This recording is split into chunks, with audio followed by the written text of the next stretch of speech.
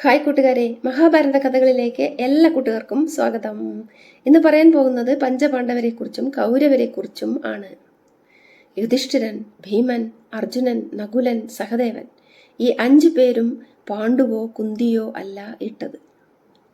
ശതശൃംഗത്തിലെ, അതായത് ഇവർ വനവാസത്തിന് പോയതാണല്ലോ, മരിക്കാതിരിക്കാൻ വേണ്ടി, പാണ്ഡു മരിക്കാതിരിക്കാൻ വേണ്ടി. അവിടെ വെച്ചാണല്ലോ കുട്ടികളൊക്കെ ഉണ്ടായത്. അവിടെയുള്ള ശതശൃംഗത്തിലുള്ള മഹർഷിമാരാണ് ഈ പേരുകളെല്ലാം അവർക്ക് ഇട്ടത്. അവരുടെ പിതാവ് പാണ്ഡുവായിട്ട് തന്നെ അറിയപ്പെട്ടു. യമധർമ്മനും വായുഭഗവാനും ഇന്ദ്രനും അശ്വിനി ദേവകൾക്കും ഉണ്ടായ കുട്ടികളാണെങ്കിലും അവർ പാണ്ഡുപുത്രരെന്ന് അറിയപ്പെട്ടു, പഞ്ചപാണ്ഡവരെന്ന് അറിയപ്പെട്ടു.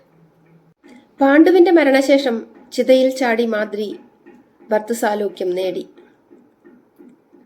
കുന്തിയും മക്കളും മാത്രമായി.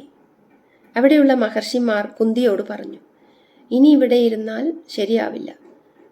കുന്തിദേവിയും മക്കളും ഹസ്തിനപുരത്തിലേക്ക് പോവണം. അവിടെ ഭീഷ്മ പിതാമഹനുണ്ട്, ധൃതരാഷ്ട്രമുണ്ട്. അവിടെയാണ് ഈ കുട്ടികൾ വളരേണ്ടത്. ആ കൊട്ടാരത്തിലാണ് ഈ കുട്ടികൾ വളരേണ്ടത്. കുന്തിയും ആലോചിച്ചു, ശരിയാണ്, ഞാൻ എൻ്റെ ഭർത്താവിൻ്റെ ഗൃഹത്തിലേക്ക് തന്നെയാണ് മക്കളെയും കൊണ്ട് പോകേണ്ടത്. അങ്ങനെ ആ മഹർഷിമാർ അവരെ ഹസ്തിനപുരത്തിലെത്തിച്ചു, കൊട്ടാരത്തിലെത്തിച്ചു. മക്കളെല്ലാവരും തന്നെ സന്തോഷിച്ചു. മക്കളെ കണ്ട് അവിടെയുള്ള ജനങ്ങളെല്ലാവരും സന്തോഷിച്ചു. പക്ഷേ പാണ്ഡുവിൻ്റെ മരണം അറിഞ്ഞതിന് ശേഷം അമ്മയായ സത്യവതി ഒരുപാട് കരഞ്ഞു, ഒരുപാട് ദുഃഖിതയായി. അവിടുത്തെ ജനങ്ങളെല്ലാം വാവിട്ട് നിലവിളിച്ചു. 12 ദിവസത്തെ ദുഃഖാചരണം. വെറും നിലത്ത് കിടന്ന് അലമുറയിടുന്ന ജനങ്ങൾ, പാണ്ഡുവിനെ സ്നേഹിച്ചിരുന്ന ജനങ്ങൾ. അമ്മ കരഞ്ഞുകൊണ്ടേയിരുന്നു, ഭ്രാന്തിയെപ്പോലെ. എല്ലാ ജനങ്ങൾക്കും ദാനവും ദക്ഷിണയും നൽകി ഭീഷ്മപിതാമഹൻ. അപ്പോഴാണ് വേദവ്യാസ മഹർഷി വന്നത്. അമ്മേ, ഇനി മുതൽ അമ്മ കരയണ്ട. ഇനി സംഭവിക്കാനിരിക്കുന്നതൊക്കെ ശരിയല്ലാത്ത കാര്യങ്ങളാണ്, ദുസ്സൂചനകളാണ് ലഭിക്കുന്നത്. ദിവ്യദൃഷ്ടിയിൽ വേദവ്യാസൻ എല്ലാം മനസ്സിലാക്കി. അമ്മ ഇനി കൊടും തപസ് അനുഷ്ഠിക്കണം എന്നും പറഞ്ഞ് വേദവ്യാസൻ അമ്മയെ ആശ്വസിപ്പിച്ച് തപസ്സിനായി പോയി. വേദവ്യാസൻ പറഞ്ഞതൊന്നും വെറുതെ ആവില്ല. അദ്ദേഹം ദിവ്യദൃഷ്ടിയിൽ കണ്ടതാണ് പറഞ്ഞത്. വംശനാശം സംഭവിക്കും, അതിനു മുമ്പ് ദേഹത്യാഗം ചെയ്തു കൊള്ളുക. അമ്മയോട് മകൻ ഉപദേശിച്ചതാണത്.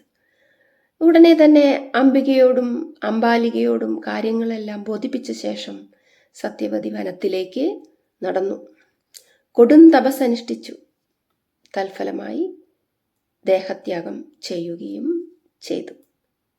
പിന്നീട് കുന്തി തൻ്റെ മക്കളോടുകൂടിയും ഗാന്ധാരി തൻ്റെ മക്കളോടുകൂടിയും ഹസ്തിനപുരത്തിലെ കൊട്ടാരത്തിൽ അങ്ങനെ ജീവിച്ചു. കുട്ടികളെല്ലാം വളർന്നു തുടങ്ങി. നിറച്ചു കുട്ടികളാണല്ലോ. അമ്മമാർ സന്തോഷിച്ചു, ഭൃത്യന്മാരും ഭൃത്യകളും ഒക്കെ സന്തോഷിച്ചു. കൂട്ടത്തിൽ ബലവാനായ ഭീമൻ എപ്പോഴും കുസൃതി കാട്ടിക്കൊണ്ടേയിരുന്നു. കുട്ടികളുടെ, അതായത് കൗരവരുടെ തലകൾ തമ്മിൽ ചേർത്ത് ഇടിക്കുക, മരത്തിൽ കയറി മരത്തിലിരിക്കുന്ന കൗരവരെ പിടിച്ച് താഴെ തള്ളിയിടുക, തട്ടിയിടുക, ചവിട്ടുക, തല്ലുക, കുത്തുക, എല്ലാം കുസൃതിയായിരുന്നു ഭീമന്. വിനോദമായിരുന്നു, വെറും കളി. പക്ഷെ ഇതെല്ലാം കാര്യമായിട്ടാണ് കൗരവ സഹോദരന്മാർ എടുത്തത്. അപ്പോൾ തന്നെ അവിടെ ഒരു ചേരിതിരിവ് വന്നു, പാണ്ഡവരെന്നും കൗരവരെന്നും. ഭീമന്റെ സഹോദരങ്ങളെ ഒന്നും ചെയ്യില്ല, പക്ഷെ കൗരവ കുട്ടികളെ ഒന്നടങ്കം ഉപദ്രവിച്ചുകൊണ്ടേയിരിക്കും. അങ്ങനെയായിരുന്നു. അങ്ങനെ ദുര്യോധനന് ഭീമനെ ഭയങ്കര വെറുപ്പായി. ഭീമനെ എങ്ങനെയെങ്കിലും വകവരുത്തണമെന്ന ചിന്ത ദുര്യോധനന്റെ മനസ്സിൽ വളർന്നു വന്നു. കൂട്ടത്തിൽ ബലവാനായ ഭീമനായിരിക്കും അടുത്ത രാജാവ്, യുവരാജാവ്.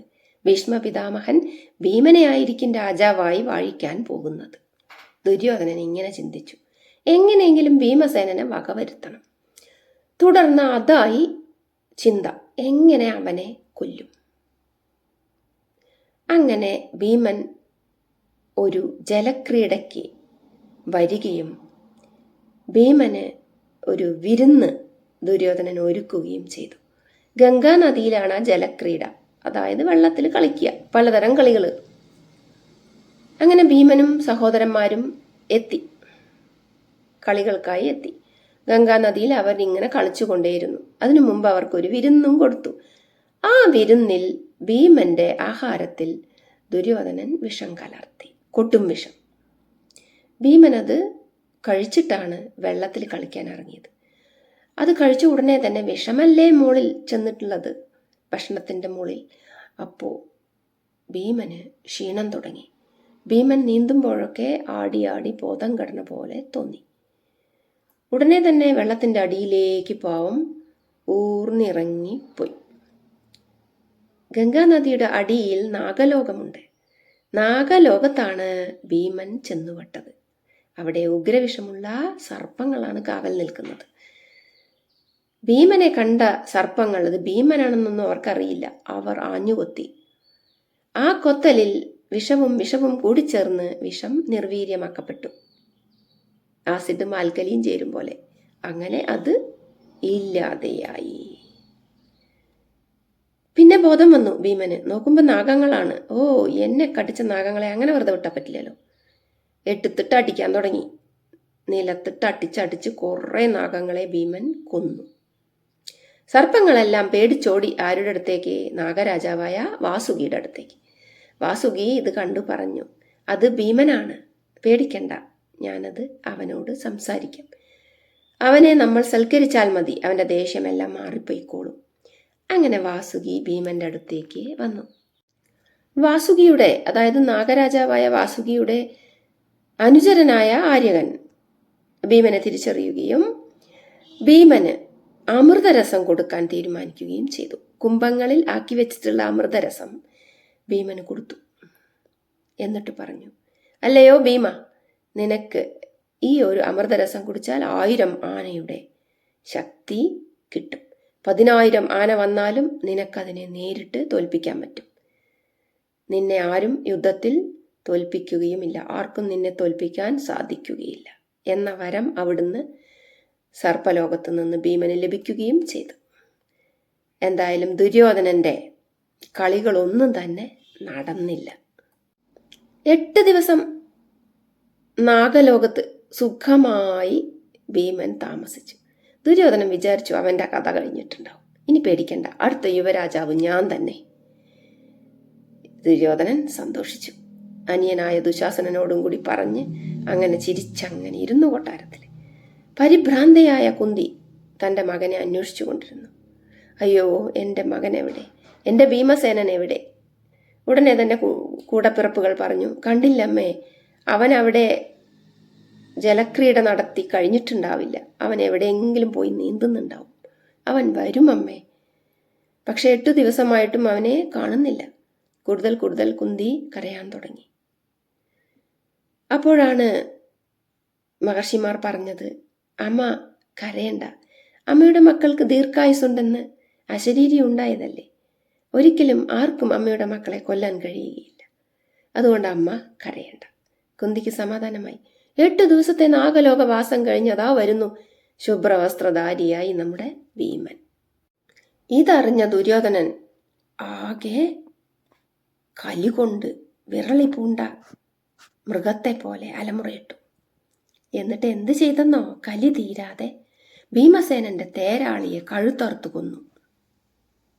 ഇതറിഞ്ഞ ഭീമസേനൻ ദുര്യോധനനെ തവിടുപൊടിയാക്കാൻ വേണ്ടി, ഞെരിക്കാൻ വേണ്ടി ഇങ്ങനെ പുറപ്പെടുമ്പോൾ വിതുരർ പറഞ്ഞു, സമാധാനിക്കൂ ഭീമ, സമാധാനിക്കൂ, ഇപ്പോൾ നീ ഒരു യുദ്ധത്തിന് പോകേണ്ട, സംയമനം പാലിക്കൂ.